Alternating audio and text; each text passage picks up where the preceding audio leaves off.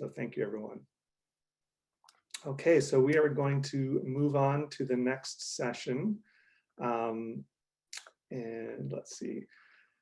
And I'm actually, here, hold on a second here. I'm going to pass it off to Aisha Akhtar to introduce our next session. So Aisha. Great, thank you, Russ, and good morning to everyone. Thank you for all of you who have tuned in. We had a really great night last night, so looking forward to another amazing set of panels this morning. And we are going to move into our next topic, which is on transition. And so we're going to have two speakers. Our first is, so the panel is called Planning for the Future. And our first presenter is Nadia Van. She's a disability attorney at Buell, Little and Harris. And she's also a formal special ed teacher. And so she's going to speak for about 25 minutes. And then we'll have Dr. John Milichap, who is a pediatric epileptologist from the Ann and Robert Lurie Children's Hospital in Chicago. And he will go through some of the transition toolkits and tips for you. And together they are going to share their guidance on all the different types of decisions that need to be made at this very critical time. So continue to please keep adding your questions and we will address them when we're done. Thank you.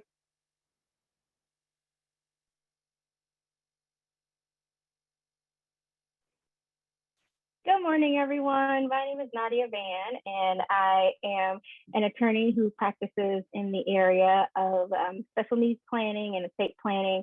And thank you so much for having me here today. I'm so glad to be able to share with you. I have a screen share for our presentation, so I'm going to start that. Hopefully everyone can see it, and if you have questions, please put them into the Q&A. So I'm going to talk specifically about transition planning for adulthood, as you have children who are moving into adulthood and looking for independence, what sorts of things you might want to be looking for. So as far as choosing a path for independence, if you have a student who is underneath the eligibility categories for special education and currently receiving special education supports and services, then that transition planning is a process that is dictated by law. And sometimes it goes well and sometimes it's pretty bumpy. So you want to make sure that transition planning begins with your child at age 14. The law varies the timeline varies from state to state, but the federal law says it should start at 16. Most places start at 14 because that's when students start in high school, and high school is a really good time to start that transition planning. So you want to make sure that during the school age, you're doing that pre-employment transition process. And so that would look like maybe rating scales. It might look like vocational education. It may look like a lot of things that students will be able to participate in during their school time. So it might be job exploration through community work-based things, or it might be independent living skills training through supported workshops in the school. They don't necessarily teach home ec anymore in schools, which is kind of sad because I still really enjoy the tiny apron that I made when I was in voc ec class. But however, with that in mind, I also know that for lots of our students with special needs, they are doing those sorts of things in the schools just to make sure that they have more skills to be able to live independently. When you're planning this process, it really does kind of, look like making sure that students have interests that are outside of just, being in school, and also making sure that we can get the skills necessary to help them to be involved in those interests. And being involved in those interests can look a lot of different ways. So when we're looking at this process, we also have to look at whether or not students are going to graduate. In Michigan, we educate students until the age of 26. In most other jurisdictions, it is until the age of 21. So the time between graduation and 21 or 26 is what we would call those young adult programs. And those young adult programs will offer vocational support and independent living supports. Those vary, and they're usually not provided by the school district. They're usually provided by the intermediate school district, the ISD, or the Regional Education Association. And having those people in place, they usually craft those programs so students are not necessarily in a school setting, but they're in a setting, in an environment that will allow them to be able to have some particular skill sets and to be able to have some particular training for the things that they're using and the things that they're involved in every day. There are also adult employment opportunities, talent pools, community programs, supported workshops. Those are things that happen outside of the school process, outside of the ISD process. It might be the vocational rehab organization in your community or in your area. It might be a rehabilitation service. They might provide those things. We know that some of the colleges in our area provide those sorts of opportunities for people to be able to work independently and to be able to have those independent skills.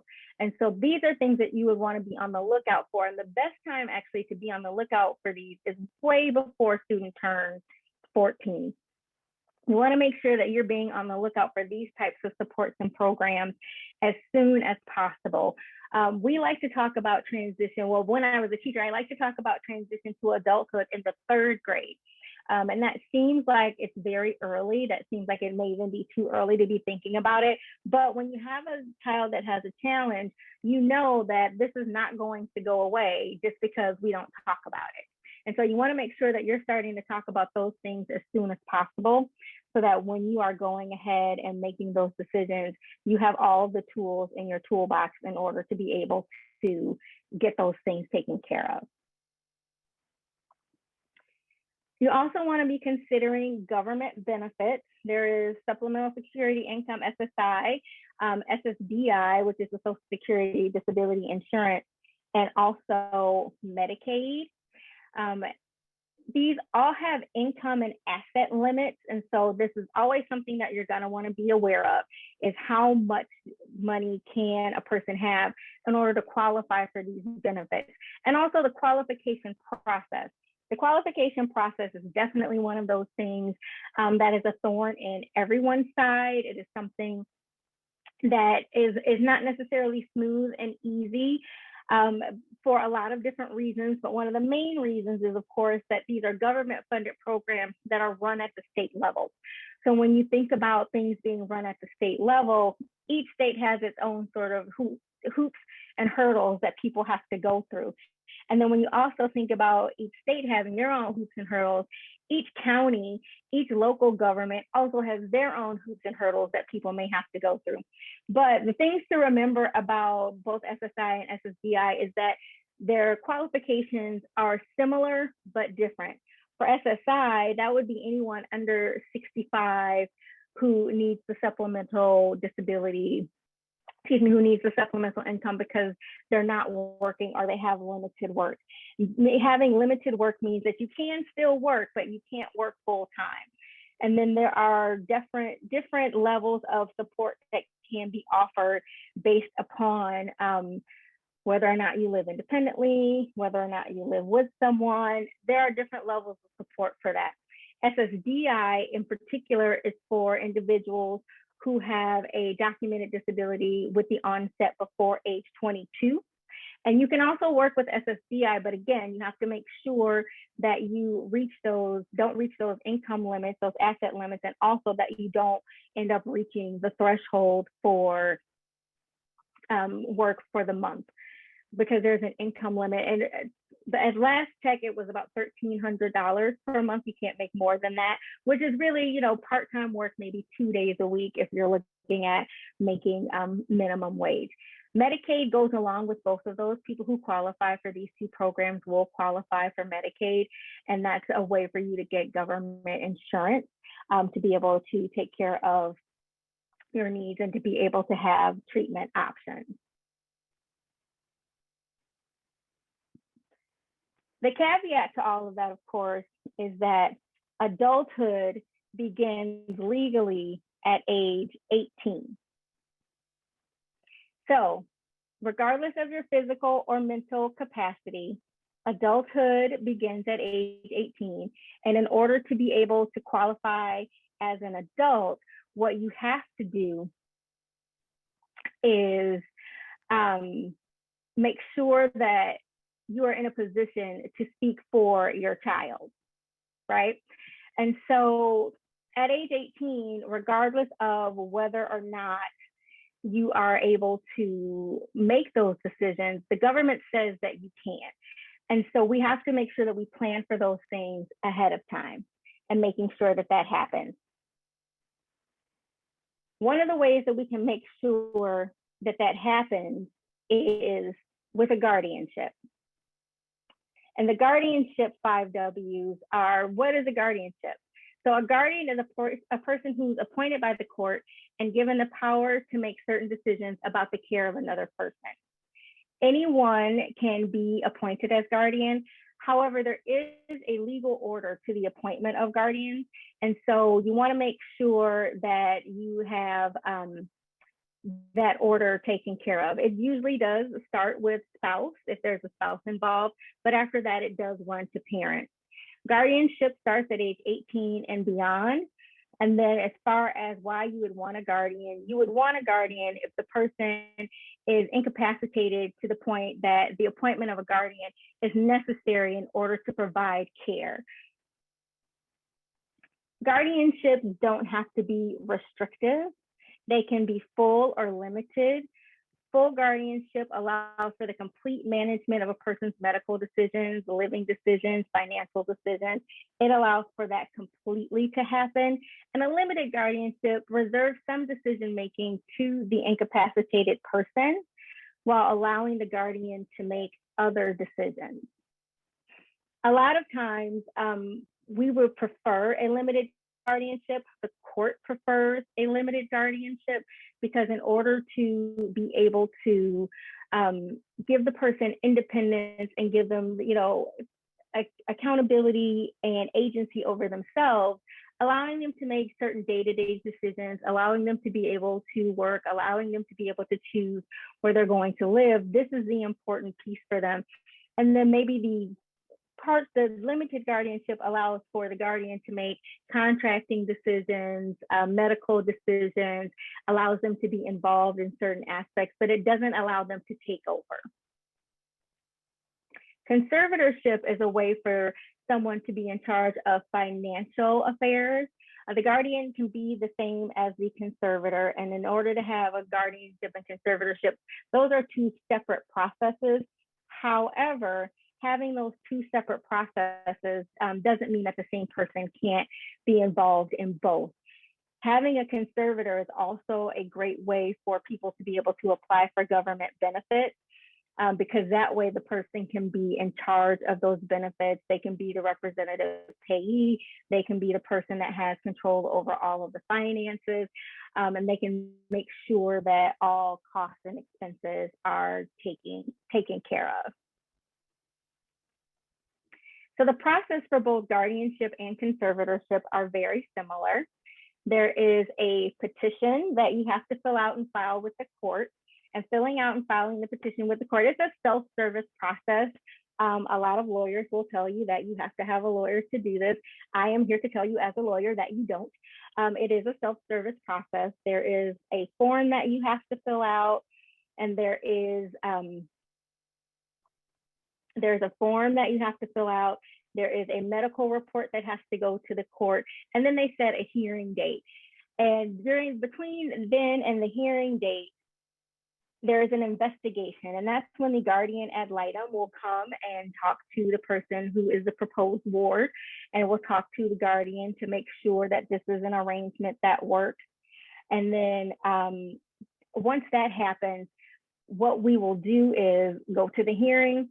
The judge will make a ruling on the appointment. And then after the ruling on the appointment, they will go ahead and appoint the person as guardian. Once you've been appointed as guardian or conservator, there is an annual reporting requirement. The annual reporting requirement for the guardian is to make sure that the ward is doing okay, it is safe, is living in the same place, and is being taken care of. And then for the conservator, it's the reporting of the money that's been spent. And so making sure that there isn't any financial malfeasance. Not that we anticipate any financial malfeasance, but the court wants to make sure that none of those things are happening. If there is an emergency, however, if there is an emergency and your son or daughter is over 18 and you don't have a guardianship in place, you can apply for an emergency guardianship. This is a shorter process, but at the same time, it's a longer process. So we are currently looking at a 2-week time period for emergency guardianship. So if you go and apply under an emergency, what it says is, you know, we have this emergency, we need to make these decisions right now.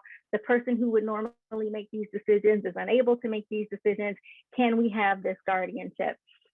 Or can we have this conservatorship? So with that in mind, what has happened is you get the authority to do that, and then the judge makes you come back to see whether or not they need to extend it. So it's a little bit longer process because you have to come back to court on multiple occasions, but at the same time, it gets you what you need in case of an emergency. You're able to do it as quickly as possible. There are, however, lots of alternatives to guardianship and conservatorship. And there are documents that you can have signed by your son or daughter, your loved one who you need to make decisions for. You can have those signed as soon as they turn 18. And those would be the patient advocate designation and the HIPAA waiver and the durable power of attorney for financial. So the patient advocate designation gives decision-making power for healthcare decisions, and it gives the ability to be able to access medical records. The durable power of attorney for financial matters gives decision-making power for financial and property decisions. So that is the same as the conservatorship, being able to have those decision-making powers and being able to get all of those things together. These can be signed, they can be drafted and signed, and they can be used as soon as the person needs them. So as soon as they're signed, they're available for use. And this is a way to not have to have court involvement. If you have these documents signed, then you don't need to get the court's approval in order to do those kinds of things. These documents are really important because it avoids the court. We spend a lot of time in court, and there's nothing wrong with spending time in court. And most often the judges are very, very, very sympathetic and understanding to the way that things are and the need for guardianship and conservatorship. And in particular, if this is a case where the person does not have capacity to sign these kinds of alternatives to guardianship and conservatorship, the courts are very understanding of this. But if you can avoid the court and avoid having court involvement, this is what we want to do.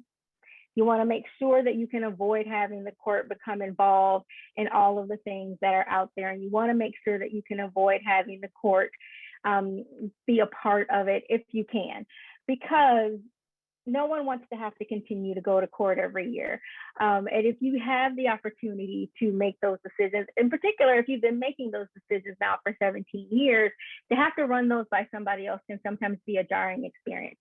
So you want to make sure that if you can avoid them, you can get those taken care of. And then also taking a look at being able to designate those powers that your agent has. If you have a durable power of attorney for financial, or a durable power of attorney for healthcare matters, then you are able to designate which powers that person has. So if you only want to give decision-making for major healthcare decisions or major financial decisions, you can craft your documents in a way that that's what will happen, and not have it be so broad and not have those powers be overreaching. So what should you be doing at all of the stages? From birth to 17.6, so that's 17 years and 6 months, you should have a will or a document that designates the care and custody of your children if you pass away. So you are able to make those decisions for children until they become 18. But if something were to happen to you, you also want to make sure that you have a custodian for your child. You want to make sure that you have a conservator for your child if necessary. If they're going to receive assets, you want to make sure that you have documents in place that will make those transitions smooth and again will avoid court. At age 17.6, so 17 years and 6 months, if you are considering guardianship and conservatorship and your child won't have the capacity to sign for some of those alternatives, you want to begin the petition process, because the petition process is, of course, filling out the form. Again, it's a self-service form. It's not difficult for you to fill that form out. However, sometimes getting a hearing date can take a really long time. And a lot of that is just dependent upon what county you're in. I practice in Ingham County. It takes somewhere between 2 and 3 months to get a court date. When I go down to practice in Wayne County, it can be anywhere from 4 to 6 months to get a court date. It just depends on where you are. So you want to make sure that you have enough time so that there's not a very large lapse between the 18th birthday and when someone's actually appointed as guardian. After 18, if you are considering an alternative for guardianship, get those documents signed. You can start having those documents drafted before age 18, but you want to make sure that you get them signed after age 18. And then if you find yourself in need of a guardianship or conservatorship, begin that petition process immediately. You can always modify your petition or withdraw your petition if it no longer becomes necessary, but you don't want to have to, start from scratch at the very beginning unless if there's an emergency and have to go through that process if you can avoid it. And with that, I will turn it over to Dr. Milichap. Thank you, Nadia. And I just wanted to take a moment while we're transitioning to Dr. Milichap to remind everyone that this is being recorded, and all of these videos are available for everyone to watch. There's such great information coming out. And so now I'm going to turn it over to Dr. Milichap to hear the medical perspective of transition. Hi, everyone. I'm Dr. John Milichap. Can everybody see my slides on the screen? Yes. Great. I'm a pediatric epileptologist, a child neurologist at Anna Robert H. Lurie Children's Hospital, Chicago. But I'm also involved with the Child Neurology Foundation and have worked in the transition realm for about 4 or 5 years now. And I've prepared these slides and given this talk before, and I think it's just a great forum to talk more. And I really enjoyed the last talk. I don't think I've seen one quite like that, and I think it's really helpful and practical. So I appreciate that. So a little bit about the Child Neurology Foundation quickly.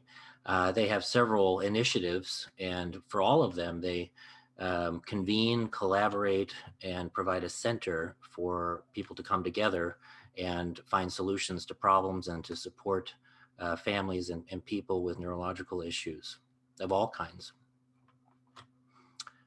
The transition project, or the transition of care program, I've been a member of the Transition Project Advisory Committee, as I said, for 4 years.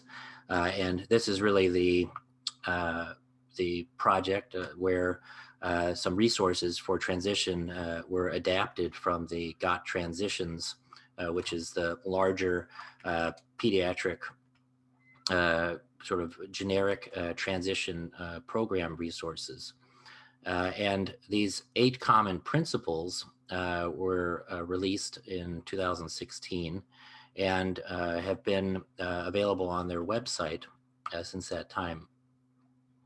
So the TPAC has, of course, child neurologists like myself, but also adult neurologists and many other stakeholders who are involved and are supported by all of our national associations like the Child Neurology Society, Child Neurology Foundation, the American Academy of Neurology, American Epilepsy Society, and others. So here's the website, and I think it's already included in the chat. so you can click on it. But so there is a website that provides all the resources I'm going to discuss, and there's a nifty interactive graphic that was created, so you can actually click it and go through all of these different principles that I'm going to illustrate in the following slides. So the 8 common principles are expectation of transition, the yearly self-management assessment, the annual discussion of medical condition and age-appropriate concerns, the evaluation of legal competency, the annual review of transition plan of care, the child neurology team responsibilities, identification of an adult provider, and finally, transfer complete.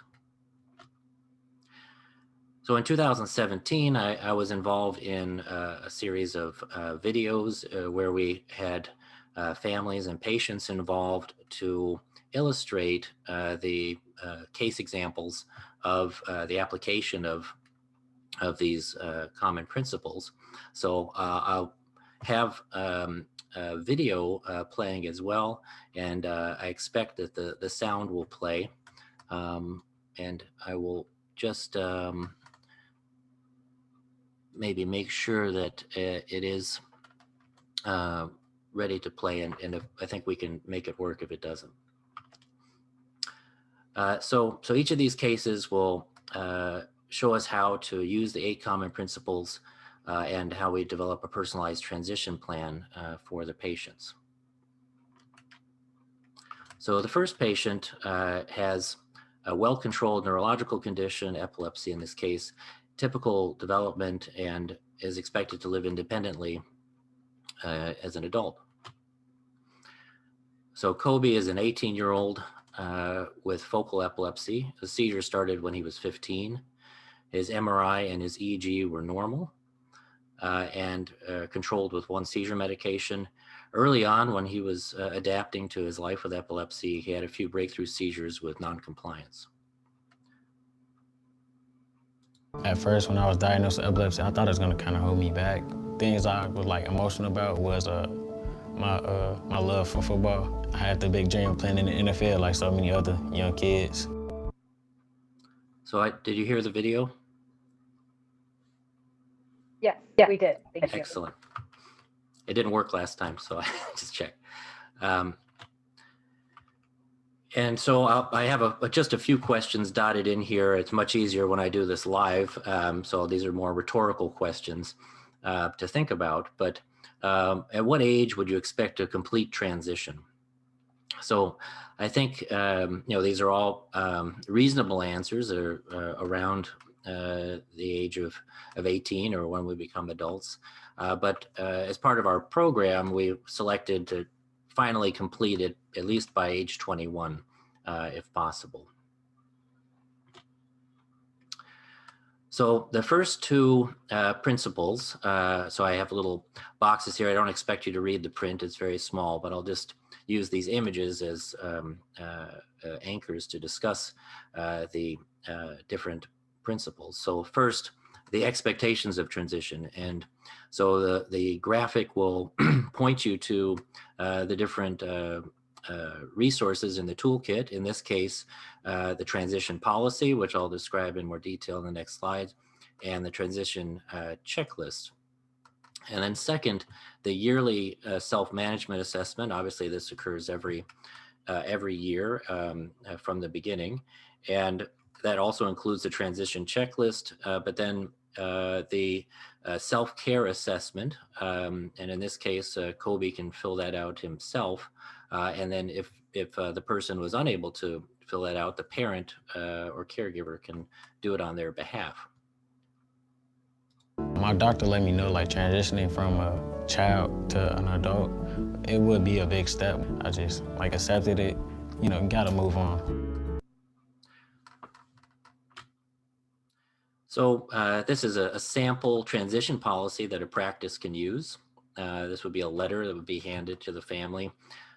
We suggest that you start doing this around 12, the age of assent. And it can be just handing them the letter and just letting them know what the expectations are by age 18 to 21.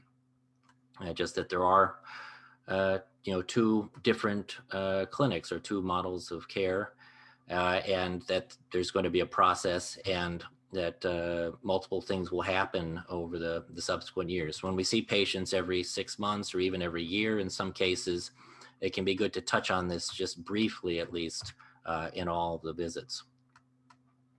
And this checklist on the right here, some of it might seem very simple or redundant, things that we do anyway, but it can be helpful to keep this in the patient's file, and to continue to refer to it over the subsequent years leading up to transition.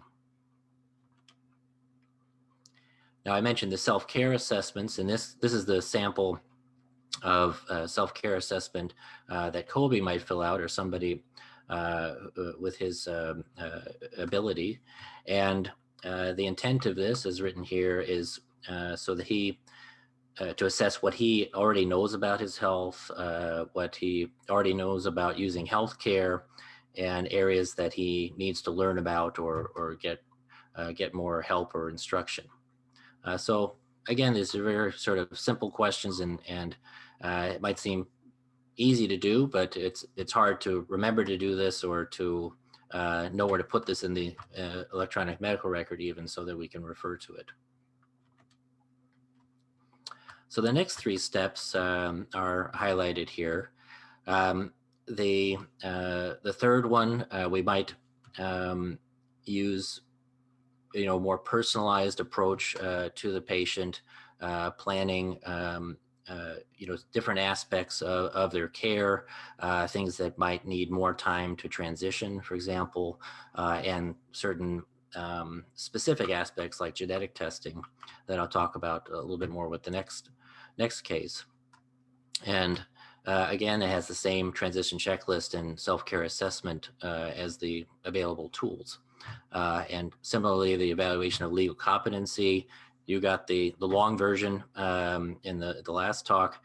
And here, just as part of the self-care assessment, this will help us to start thinking about whether some of those things might be needed that were discussed last lecture. And the plan of care is reviewed annually, sort of done at the same time as the self-care assessment. And this is a joint process between the patient and family and the child neurologist. What I learned, or he learned, is that he took ownership of his health. He's been more compliant with his medication. He knows that if he doesn't do what he needs to do, then the outcome is a seizure or possible death. So going forward, I say to parents and children that, it's a step in the right direction, and you always have resources. So I really appreciate these videos, because I think that these words are much better than the ways I could describe the importance of thinking about transition. So as a child neurologist, we don't know, or we might be concerned about how our patients will be looked after in the adult clinic, or how they'll be looked after differently in the adult clinic. We may not know the process in the clinic that our patients are considering. So there's some unknown. With my patients, and talking to my colleagues, I think that there's certain issues, like for Kobe's case, if he's going to know where he's going to be going forward, at age 18, he knows he's going to stay in a certain community, even if he's going to college there, but he knows he's going to stay in a certain community. He might want to, stop coming to the children's hospital with cartoon characters on the wall, and start going to the adult hospital, even at that age, if he starts working, or if he has more, or would prefer that. And some patients might go away for college. They don't know where they're going to land, and they only have to see me annually. So they might come back and see me in the summer when they're staying with their parents. And then the other aspect is insurance, and where that would be accepted at different adult clinics that are available. But the important thing is to encourage the patient to take ownership of their medical care as early as possible. So the plan of care is pretty simple: goals, what we're doing about them, and commitment in the form of signature from both the caregiver and the clinician. The adult neurologist, knows that there's a strong bond probably between the patient and their current child neurologist, and they have to be cognizant of that when they approach the family and introduce their own plan of care. And the adult neurology clinics in most cases are more specialty driven. They may not take care of as many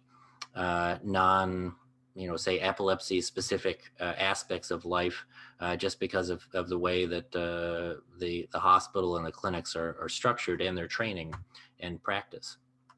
So that might be an adaptation. They might be asked to sign forms they've never seen before or something like that.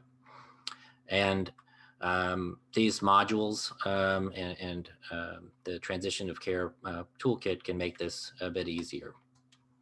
And of course, the choosing an adult neurologist can be tricky because of the aspects of insurance and location. So here's a transfer letter sample. So this could be produced by the child neurologist's clinic. And it says, dear, if we've selected adult neurologist, this person will be transitioning to your clinic and we'll have a whole transfer package. And I think an adult neurologist who receives a transfer package and a letter like this will be hopefully grateful. I think it's not always done and is really an ideal to have all of these aspects. And hopefully this toolkit makes it easier for a child neurologist to do all this work. So the medical summary, in addition to the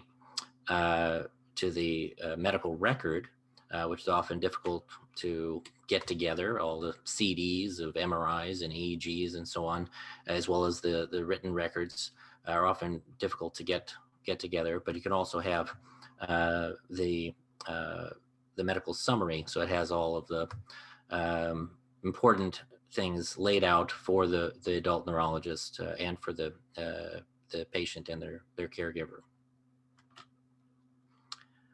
So what is included in the comprehensive transfer package? It was just on the last slide, so hopefully everybody will get this right. The transfer letter, the self-care assessment, the plan of care, and the updated medical summary and emergency care plan.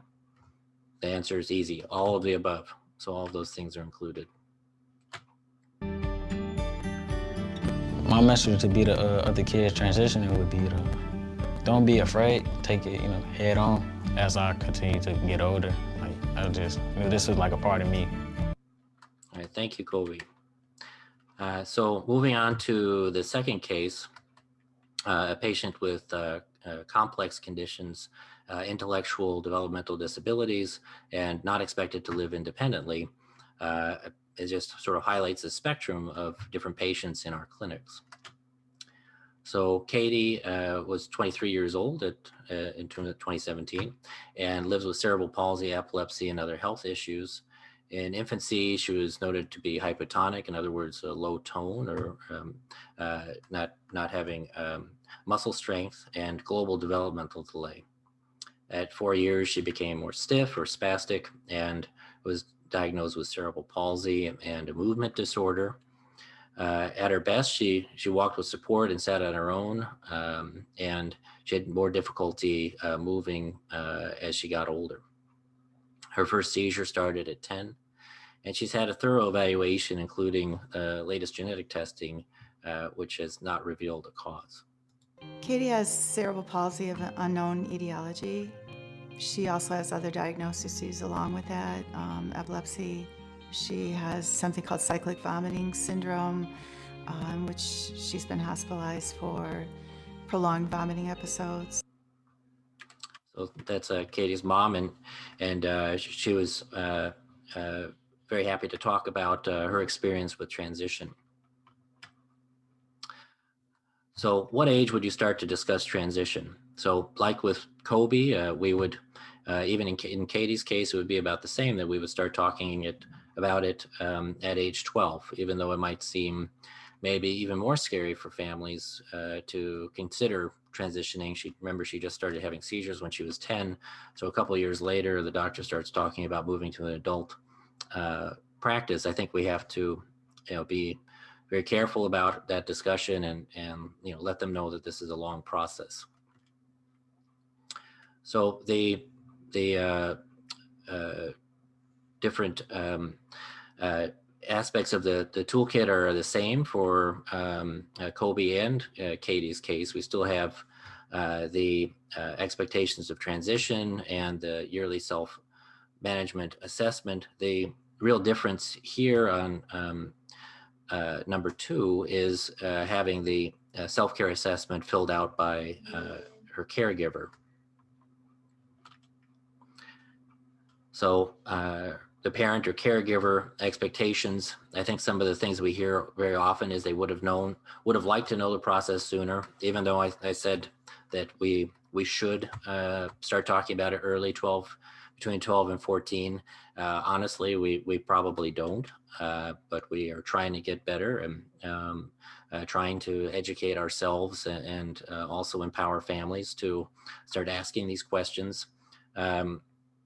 And a parent also has to assess adult providers and the practice setting, and they really know their child best, and hopefully these resources can provide an organized approach to making it a smooth transition.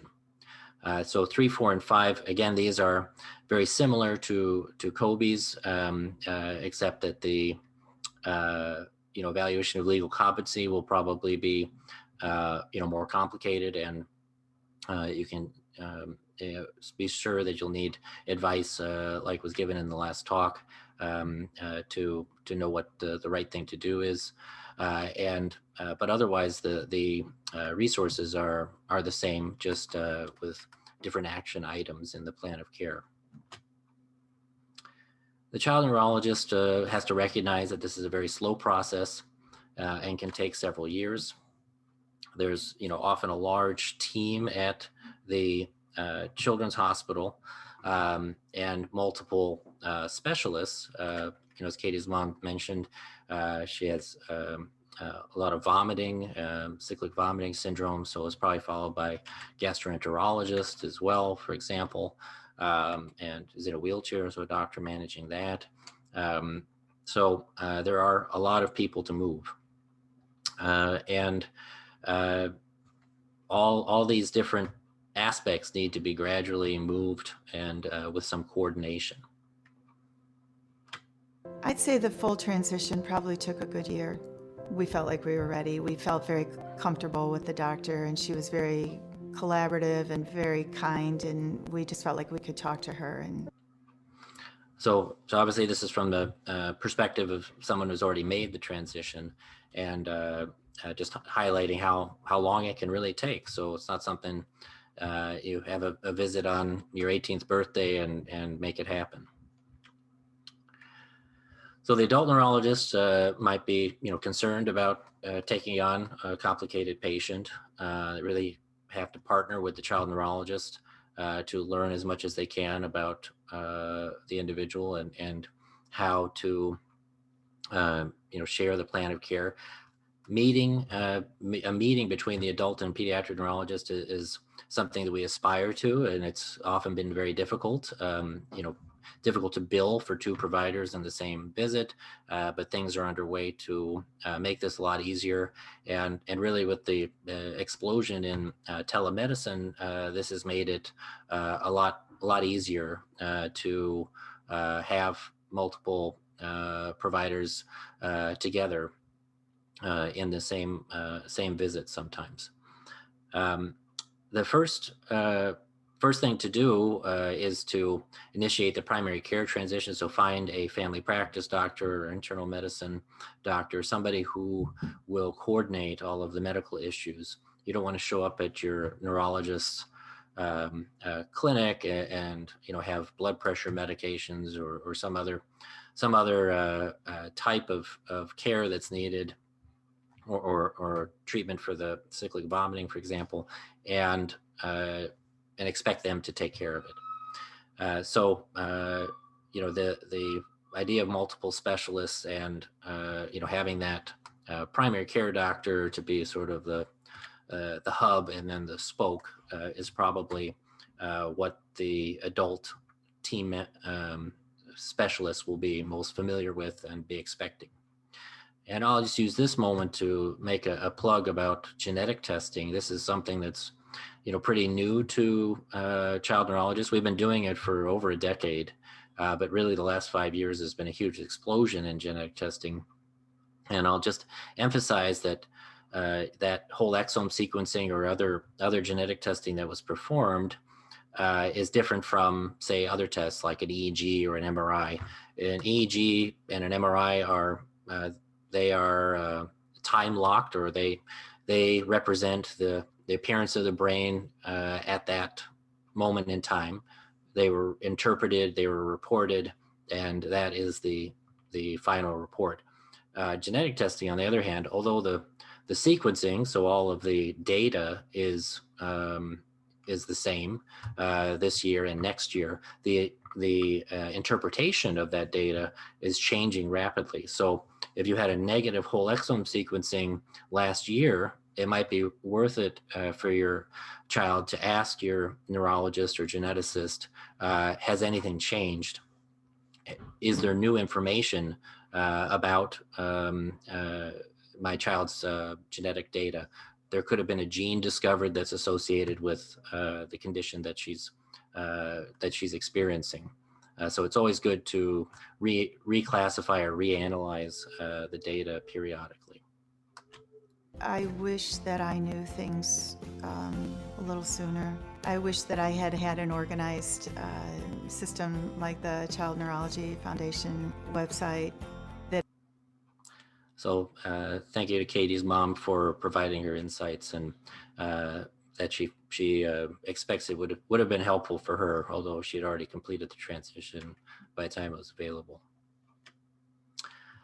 So wrapping up now, just want to emphasize those 8 common principles again, and our 8th and final principle of transfer complete, and that really signifies that the child neurology team has directly communicated with the adult provider to ensure that they accepted the patient and an appointment is made and kept, and they would document this in their own pediatric medical record that they've made this transition. So thank you very much, and if Aisha would like me to answer any questions, I'm happy to. And do you need me to stop sharing? Yeah, why don't you do that? And then I do have a couple questions that have come up for each great. of you. So this will be great. And just a reminder for anyone who has joined. So again, this is being recorded and all of this information will be emailed to everyone, including contact information. But let's go to this question that we have. Let's see here. All right, so we're talking about transition, and we have parents who are trying to mainstream their children as much as possible. So we're talking about putting supports in. How can parents best set up a situation for success for their children so that maybe the school is arguing for putting in some sort of education plan, but the parent doesn't necessarily think it's necessary? How can a parent navigate those waters? Maybe creating a transition plan later in life, or how do they basically be supportive of their children? So for school-age children, I always recommend that you never go to an IEP meeting alone, not necessarily because you want to have, to intimidate the people at the table, because the people at the table are knowledgeable, but at the same time, having a neutral third party there, an advocate or an attorney, or even a good friend, someone there that can take notes, someone there that can be, recording the information that's there and be able to get that information out there and back to you in a way that makes sense later on. I think that those things are always important. And then if there is a disagreement, my thing is always never leave the room in disagreement unless you have a plan. So it's okay to disagree with the school district, but don't disagree and walk away, because if you disagree and walk away, then what happens is that plan becomes the default plan. So if you're going to disagree, then you need to go ahead and disagree. And while you're disagreeing, say, this is what I would prefer that we do. We are going to, come up with our own plan. We are going to come back to the table for mediation. You do things that move the conversation forward and don't end the conversation right there. All right, great. And Nadia, while I have you, I think during your talk, a couple questions came up about medical guardianship. Do you want to talk about that? Yeah, so for guardianship, that would be what we would call a limited guardianship. So it would just guardianship for making medical decisions. And what typically happens is that we will apply for full guardianship and the judge will limit the guardianship, which is fine with us if the judge limits the guardianship. But on the petitions, there's usually a space, a question that allows you to reserve certain rights to the ward. That's how it's worded on our petition. And those would be things like reserving daily living activities, reserving the power to choose where you live. And what you're typically asking is just for that power to make those medical decisions, the major medical decisions. And that is definitely a good thing to have in place, particularly when a child is transitioning from that part of their life where their parents make all of their medical decisions to that part where the law says now they have to make all of their medical decisions. So for those first years out, while that child is still learning the system, still kind of learning how the medical care works, that's a really great way to make that transition by having that limited guardianship where you're just asking for rights to make medical decisions. Thank you.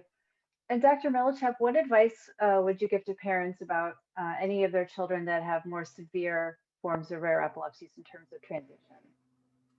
Well, I think as was highlighted in the slide in Katie's case, talking to the parents about it early you might as a child neurologist or myself, I might not want to upset the family or alienate the family by bringing this topic up, but like other difficult topics that we have to discuss in the clinic, I think this is one that they deserve to hear about, and that just deliver it in a way that they understand that we are aligning with them to help their child, and that it is a long process.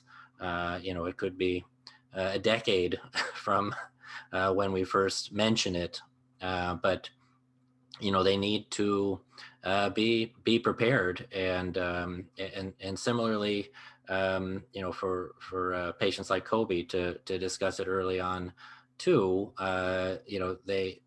You have to have the same sort of tenderness and in delivery of this important part of the plan of care. So early discussion, I think, will help. If that's one thing you do, I think that'll help a ton. Right, never too early. And I'm really happy that you mentioned the genetic testing. That was a big theme last night. And it was put in the chat, the website, the URL by Eileen. So that's Behind the Seizure for anyone who's under the age of 8 can get that free genetic testing done, so that we do have this more targeted therapy that's personalized for each person. Yes, that is a great program, and there's 75 people here who've just heard it now. That if you or your doctor don't know about it, there's free genetic testing for any person who's had a seizure under the age of 8 in North America or in Chicago, or in United States. Definitely important to take advantage. Nadia, I have a legal question for you. How does someone start the process of setting up a special needs trust for an adult child? So this is a really good question, and something that I didn't get a chance to get to during the discussion about government benefits. One of the ways to protect assets for government benefits are either first-party special needs trust, third-party special needs trust, or ABLE accounts. And there are lots of in and outs to those. However, what you can do for an adult child is you can put your money into a third-party special needs trust. So you cannot put money that your child has or is titled in their own name. So for example, if they got an inheritance, you couldn't use that to fund a special needs trust. However, if you have money that you have set aside, like an investment account or a retirement account, you can fund that into a third-party special needs trust. That money is available for the discretionary support of your child, but it does not count against the asset limit. So that's something that you can do to be able to get that funded. Although the court processes are self-service, I would definitely recommend that you contact an attorney to get a third-party special needs trust set up, or if you're going to be looking at a first-party special needs trust to make sure that it is government benefit compliant. I would make sure that you talk to somebody about that, just because there are some nuances to it that can sometimes get a little tricky, and you don't want it to accidentally count against those. And then there's also, of course, ABLE accounts, which can provide an income support base on a regular monthly basis to individuals with disabilities. And those can be set up with the individual's own funds, and they won't count against the asset limit for government benefits and programs. Thank you. I also wanted to point out, Russ had posted in the chat that many of the states that are represented here with the different affiliates do have the ability to offer an advocate to join in an IEP meeting, especially at EF Greater Chicago. If anyone is on this webinar from Chicago, we do have that ability as well. Another question has come through. Can you move inheritance into a special needs trust that has a It depends on whose inheritance. Right. Yeah, it depends on whose inheritance it is. If it was inherited by the person with the special need, you can move it into a trust, but it'll have to be a first-party special needs trust. And it depends upon where you are as to how that process looks. So in Michigan, the guardian would go ahead and petition the court. In Michigan, the guardian would petition the court to establish a special needs trust, a first-party special needs trust. So your child has received an inheritance, you petition the court for a protective order and to be able to establish a special needs trust for that child. And that helps to protect those funds. It helps to protect the asset limit for government benefits. And then the court, 99% of the time, the court doesn't require oversight for that. So you wouldn't have to go under conservatorship and report to the court about the special needs trust. In 1% of cases, courts are cranky and they want to see everything. So sometimes you get a cranky court that wants to see it. We also use these for settlements. So if there's been an injury and you're receiving some sort of insurance payment or settlement, we also will, because those settlements will come in the child's name, we'll also use this process in order to put that money into a special needs trust so that the child is able to access those funds and have them for discretionary spending, but keep it under the asset cap. Great information. Really, really great.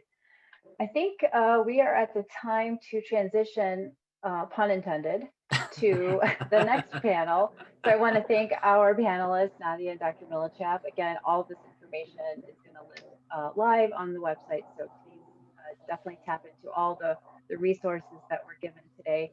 And with that, Russ, I'm going to pass it over to you for our next and final panel.